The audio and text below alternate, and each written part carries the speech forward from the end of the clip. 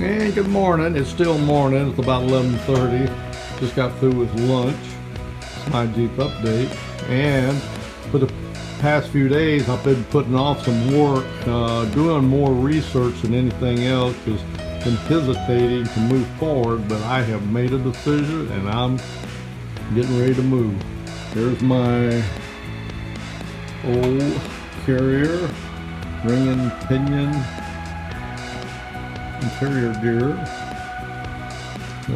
Here's the new one, and what I've been working on is trying, because I've never done this before, determining the number and the thickness of the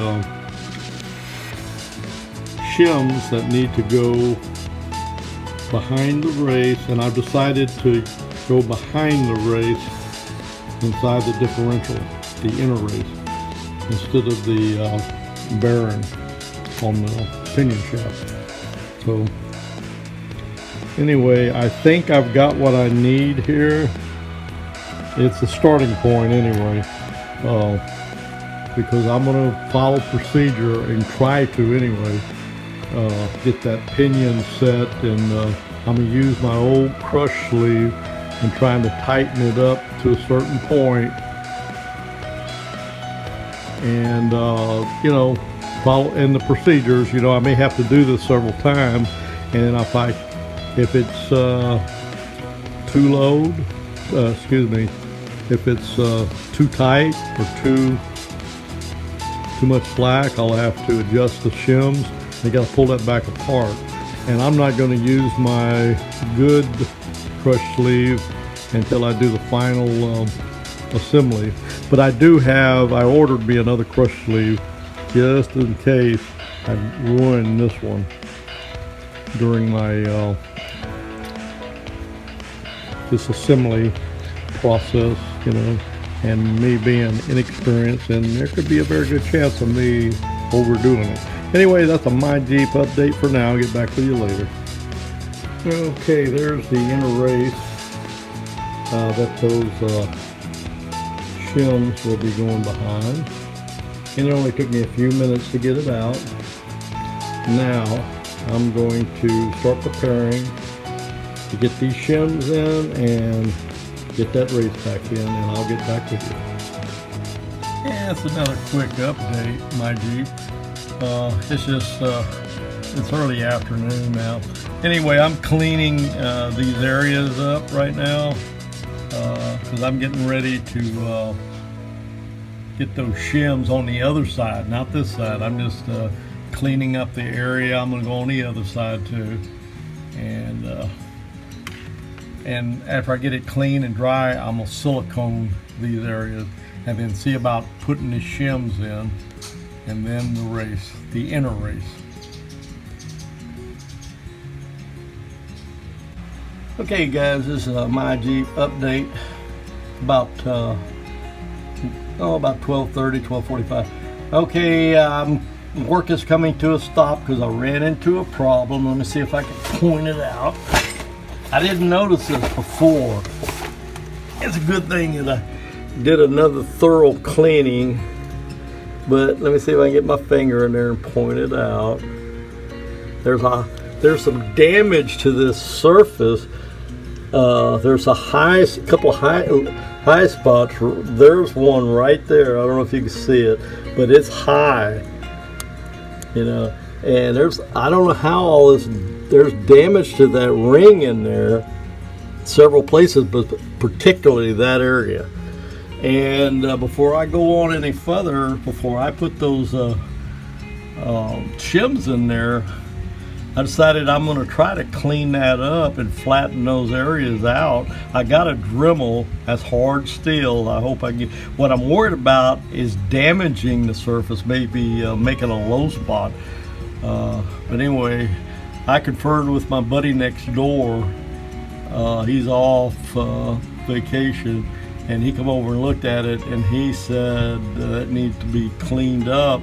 Yeah, and it makes sense, because the shim's got to go back there, and on that high spot right there, that high spot where that lip is, it's sticking up there. It's hard to tell here in the camera, but it's sticking up a little bit.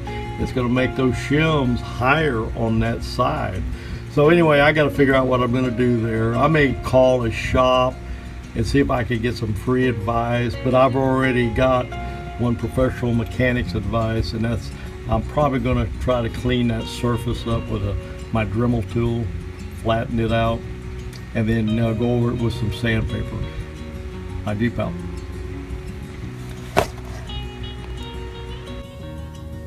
And good morning, it's my Jeep, August 20th, Saturday, and I've been doing a little work trying to clean up that surface there where the shims and inner race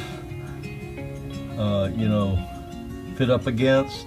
I found it in pretty bad shape, and the thing is, I don't know if I did it tapping the races out from the other side or if it was already like that. But I've been doing some sanding.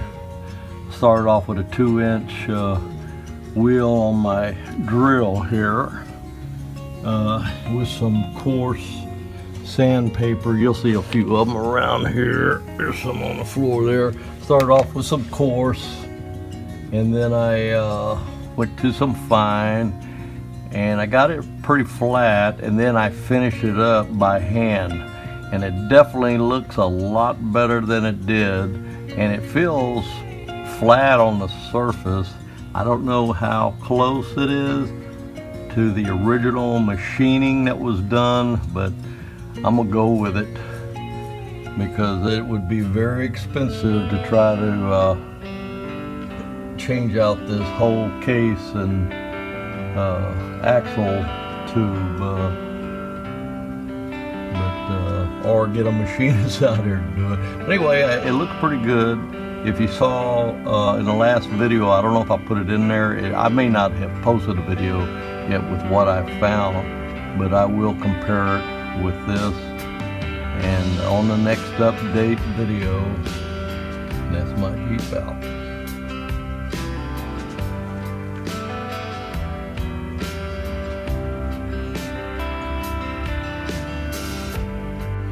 This is a My Jeep update. I'll be serving bearings and ring gear for lunch. Anyway, I'm gonna try this method of getting my bearings on my carrier and with the ring gear also. We'll try it and I will update you, see how this comes out. It looks good on YouTube, but I've seen that before and it didn't turn out the same way for me. I'll update you later. Still Saturday. 10:54. Magic out. Good afternoon. This is a final update, my Jeep. Still Saturday, August 20th, and it's about 1400, and I'm wiped out, and I'm giving up for the day. There's my old carrier and ring gear, and here's the new one. I just finished it. I'll tell you what, I watched several YouTube videos on how to get these bearings on here without a press. Got them on both sides. And this ring gear, you see, I've got the ring gear, I got it tightened down, not torqued, because I'm not finished with this thing yet. But anyway, I've done all I'm going to do today, but I'll tell you what, I've been working on this thing since this morning, since about 9 o'clock. I had to heat this this ring gear up. I heat my bearings up. The bearings were no problem. They didn't go slide down on there real easy like some of the YouTube videos. I put them on there and I used a piece of wood and a hammer and I tapped them down into place. I had to wrap them pretty good, but they went down all right. That ring gear though, I screwed up on that. I pulled it out of the oven, and what I failed to do when I put it on there, I did not match the holes up. I got it all the way on there, and it had no problem there. Then I couldn't get the thing off, so I had to go find me a video on how. I didn't want to damage it, so I found me a YouTube video on how to remove it, and it's just tapping it, evenly, and it came off pretty easy, but it didn't go back on very easy. I tapped it on and I got the bolt started. But boy, it took at least an hour to get the bolts and get that thing evenly started. And then I used my impact, and then I just tightened them, you know, minimum tightness, you know, until I get ready to finish it up. Anyway, I got a good start on it, and I'll get back with it tomorrow.